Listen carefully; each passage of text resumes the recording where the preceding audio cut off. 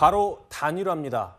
사실 단일화의 가능성이 점점 낮아지는 것 아니냐. 사전투표 전까지만 해도 안 됐기 때문에 이미 사전투표가 진행된 지금은 가능하겠느냐 싶은데 김문수 후보는 이준석 후보를 향해서 끊임없이 러브콜을 보내고 있습니다. 원래 우리 당 대표 아니었냐? 당 운영도 함께하자 이렇게 제안했습니다. 마지막까지도 희망을 잃지 않고 적극적으로 노력을 계속하겠습니다. 본투표 직전까지 단일화를 위해서 시도하시겠다는 말씀이십니까? 물론입니다. 계속하고 있고 또 계속할 것입니다. 당부터 같이 또 운영을 하고 국정도 같이 하고 미래도 같이 설계하는 그런 좋은 관계가 됐으면 좋겠습니다. 강전혜 대변인님. 네. 본투표 전까지가 데드라인이다. 그러니까 투표가 있기 전날 밤 11시 59분까지도 시도를 할 수 있다라는 뜻이겠네요. 그렇죠. 이준석 후보 쪽에서는 계속적으로 단일화 생각이 없다라고 이야기를 하고 저희 김용태 비대위원장 같은 경우에도 3자 구도에서도 김문수 후보가 충분히 승리할 수 있다라고 말씀을 드렸습니다만 김문수 후보 스스로는 마지막까지 단일화를 위해 노력하겠다라는 모습들을 보이고 있습니다. 이것은 단일화가 되던 안 되던 간에 어쨌든 보수의 큰 어른으로서 품는 모습들을 또 국민에게 보여드리는 것도 의미가 있다라고 생각을 하고요. 예. 그리고 그제쯤에 이제 김재원 비서실장이 이야기한 부분이 있습니다. 이준석 측에서 이준석 후보라고는 하지 않았어요. 이준석 후보 측에서 연락이 와서 밤에 그 만남을 준비하는 과정에 있어서 갑작스레 또 이게 파기가 되었다라는 이야기를 하는 것을 보면은 개혁신당 내에서도 여러 목소리들이 있는 것이 아닌가라고 생각을 해요. 예. 그러면 저희 입장에서는 어쨌든 단일화에 대해서 굉장히 환영하고 있는 입장이기 때문에 여기에 대해서도 준비를 할 수밖에 없는 입장이지 않나라고도 생각합니다. 안 그래도 언급하신 그 부분에 대해서 진실 공방이 벌어지고 있어요, 지금. 네. 지금 단일화는 국민의힘 그 김문수 후보 입장에서는 좀 절실할 수밖에 없습니다. 네. 왜냐하면 이재명 후보가 그 마지막 공표 여론조사에서는 앞서 있는 상대로 지금 깜깜이 이 국면에 들어갔는데 만약 3자 구도가 끝까지 이어진다라면 1강 1중 1약 구도가 그대로 이어질 가능성이 높다. 이런 관측이 높지 않습니까? 예. 그런데 아직 본투표가 남아있고 투표하지 않은 60% 넘는 그 유권자가 있기 때문에 사실상 1대1 양자 대결 구도를 만들게 된다라면 마지막 이 지지세를 총결집시켜서 이 막판 이 추격전을 한번 벌일 수 있기 때문에 예. 국민의힘 또는 이 김문수 후보 입장에서는 단일화가 절실해 보입니다. 하지만 이준석 후보 입장에서는 자신이 처음부터 단일화를 하지 않겠다라고 공언해 왔고 그리고 지금에 와서 왜 단일화를 해야 되는지 국민을 설득할 만한 명분이 없기 때문에 예. 이틀 남겨두고 단일화를 응할 가능성은 높지 않아 보입니다.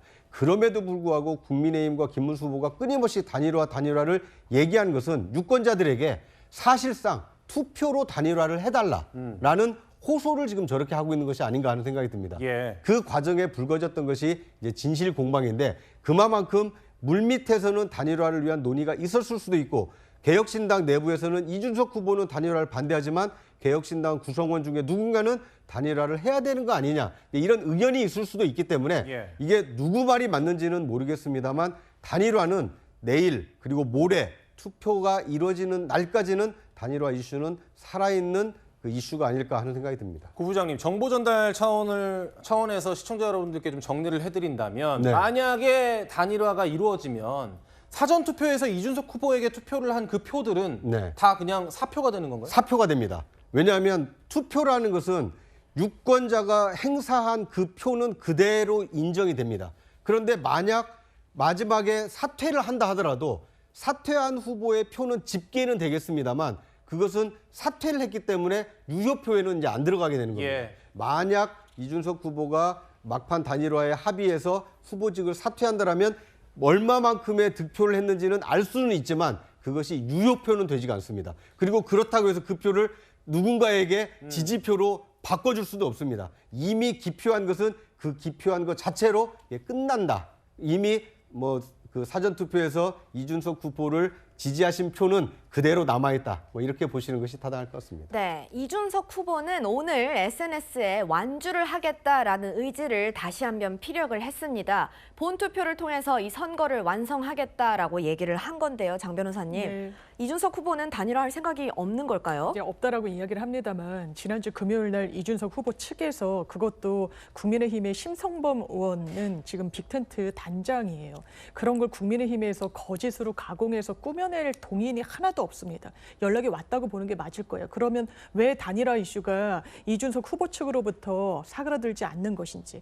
일단 대선 국면이 지나면 이준석이라는 정치인 그리고 몸담고 있는 개혁신당 언론의 주목도에서 상당히 멀어질 겁니다. 당연하지만. 그리고 그 직후에 치러져야 되는 지방선거 본인들의 어떤 자금력과 조직력으로 치를 수 있을까요? 아마 후보도 전국 단위로 낼 수 없을 겁니다. 그랬을 때 국민의힘의 어떤 조직력 이런 부분이 필요한 부분이 있죠. 그리고 본인이 초래한 이 최악수 그 극악의 언어 때문에 10% 두 자릿수 지지율 나올 가능성이 비교적 종전보다는 희박해진 측면도 있죠. 그러면 단돈 1원도 선거 비용 보전을 받지 못합니다. 그러니까 당원들에게 보낸 편지에서도 그런 본인에 대한 15% 지지 이야기를 한 부분이 있는 거거든요. 이런 걸 종합했을 때 본인이 정치적 반대급부로서 얻을 게 국민의힘으로부터 분명히 존재해서 아직까지 꺼지지 않은 이슈로 계속 재점화되고 있는 것 같습니다. 네, 그런데 민주당에서는 여전히 단일화를 언급하고 있습니다. 김민석 민주당 상임공동선대위원장 목소리 듣고 이야기 이어가겠습니다.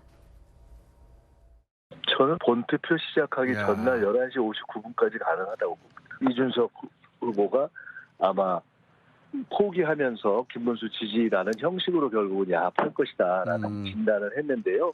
욕을 들먹으려고 하겠죠. 어차피 꼴등을 할 때 너 때문에 졌어 하는 욕을 좀 덜 먹으려고 하는 게 있겠죠. 왜냐하면 어떻게 보면 그쪽 진영에 복귀를 해야 되니까.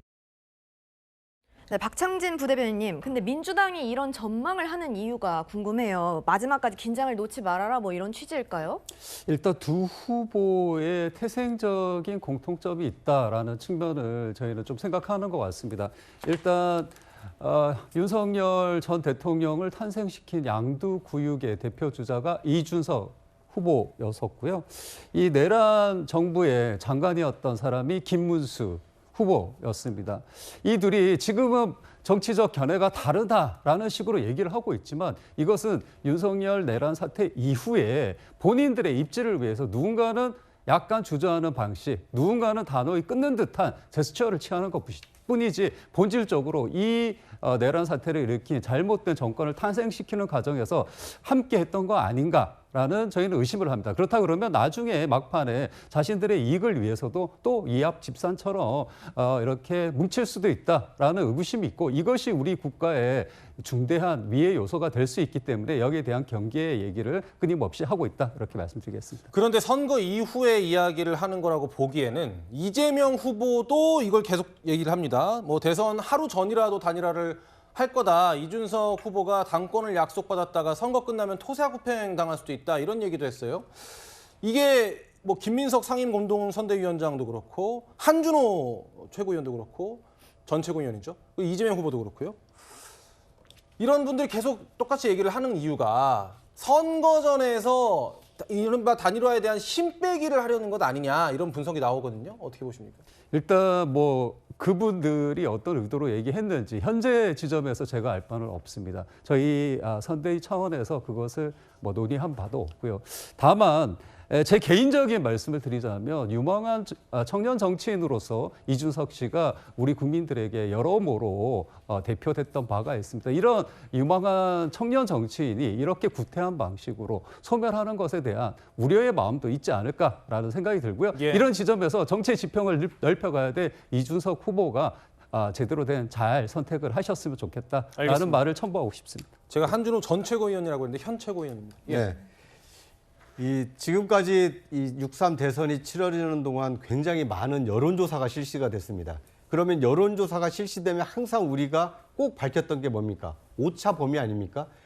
샘플을 얼마로 했느냐에 따라서 오차 범위가 클 수도 있고 작을 수도 있습니다. 그런데 오차가 없는 유일한 것이 하나 있습니다. 예. 그게 바로 투표 결과입니다. 투표 결과는 단 한 표도 오차가 생겨서는 안 되는 겁니다. 그리고 자신의 신분증을 들고 투표소에 가서 투표 용지를 받아들고 기표한 유효 투표의 총합이 당선자를 결정합니다. 오차 없이 당선자를 결정할 수 있는 사전 투표는 끝났고요. 앞으로 이제 6.3 본투표가 남았습니다. 예. 이 본투표에서 국민들의 뜻이 총합이 그 미래 5년 대한민국 국정을 책임질 대통령을 선출한다는 점. 그래서 더 많은 국민들께서 이 투표에 참여하셨으면 좋겠다 이런 말씀을 좀 드리고 싶습니다. 알겠습니다. 대선에 막바지 영향을 미칠 수 있는 변수 3가지를 알아봤는데 이틀 동안 어떻게 흘러갈지 긴장의 끈을 놓지 않고 지켜보도록 하겠습니다.